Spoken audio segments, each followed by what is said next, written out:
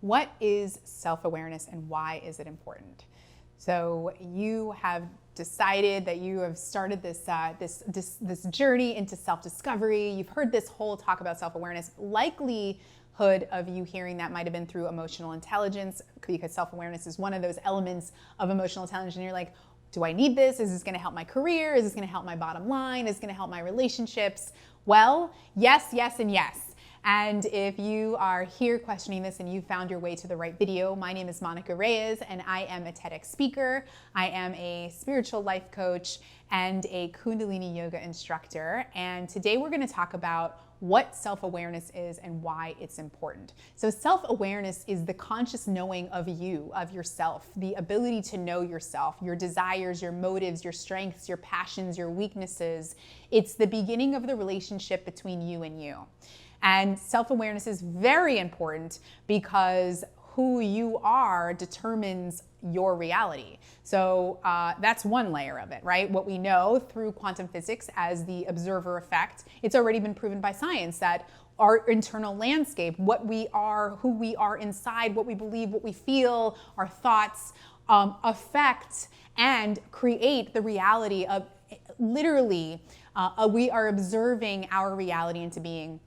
And so very much so what is happening inside of you is very important, right? So some of the questions that might lead you to self-awareness are, so what am I passionate about? Why am I on this earth? How do I do failure? What does fear feel like inside of my body? What triggers me? What reactions do I have? Are there certain people or situations or events that cause me to experience life in a certain way? How do I show up when I am courageous, confident? So all of these questions really lead to this beautiful journey of self-discovery.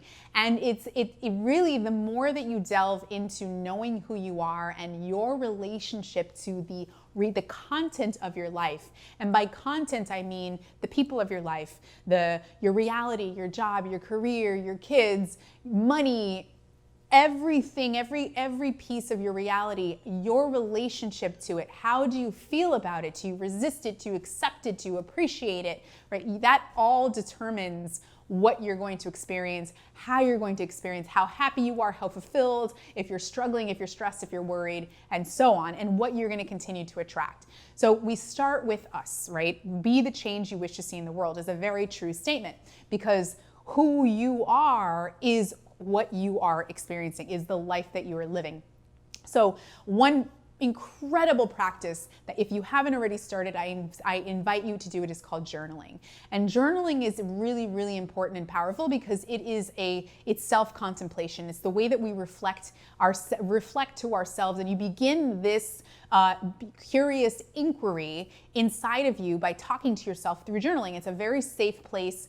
And if you see that, just notice what happens. Do you have a resistance to journaling? Do you have a resistance to reading what's on the pages? And how does that play out in real life?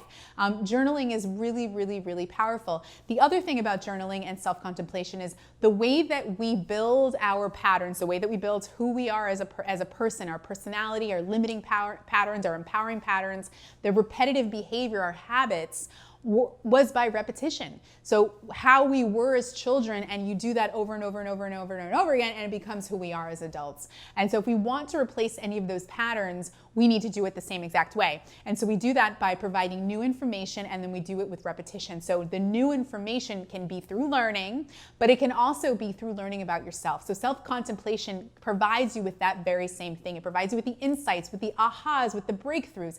Every time you have that and you see life a little different, you build a new neural pathway. And the more that you repeat that over and over and over again, you live life as if, because sometimes when you ring that bell, you can't unring it. Once you realize and there's this new awareness about your life, this new perspective, now you're living with that new lens. Now you've built that new neural pathway. Now it completely affects every area of your life because you were seeing life through this new lens. And so that's what we're doing with self-awareness is we're taking a look at the existing lenses that we have, seeing, do we need to replace some? Do we need new shades? Do we need to replace the glasses altogether? Are they scratched? Are they, broken? You're not broken, but you get what I'm saying. So So just, going in with compassion and curiosity is a really, really powerful way. So after journaling, another beautiful thing to do is to pick up a practice of meditation or mindfulness. That's another beautiful way to get to know yourself.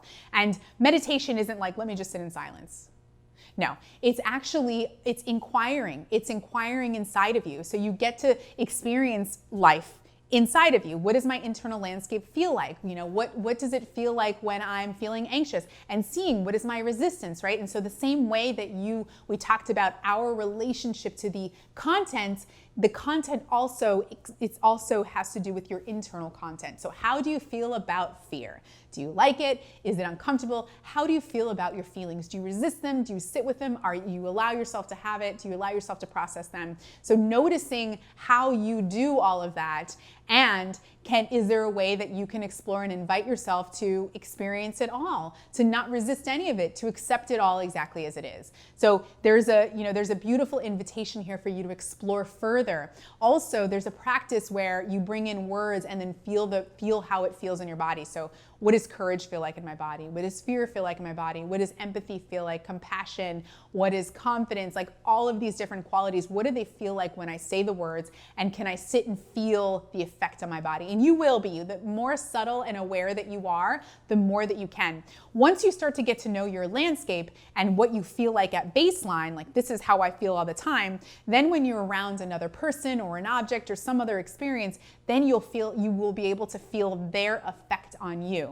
So it's interesting because we are these mirrors of energy. So right? And so I can immediately, when I coach somebody and I'm starting to feel scattered all of a sudden, I immediately know that this person is scattered. Or if I start to experience some feeling of chaos, I'm like, okay, we'll see, I kind of have an expectation as to what it is, and it's usually on point. That's usually what's happening here. So because we are reflections of each other, we distort each other's energy. And so the more and more that you can experience who you are and what you are in the world, then you can really determine like, that's not mine, that's actually theirs, and you can leave it at the door. Sometimes we experience other people's energy, experience other people's anxiety, and we think it's ours, but it might not be. And then you learn how to kind of protect yourself and draw that line between you and that person, because you know what you feel like. And you also know, okay, I'm having an off day. Why am I feeling this way right now? Right? Again, using this beautiful vessel of intelligence to tell you what's happening.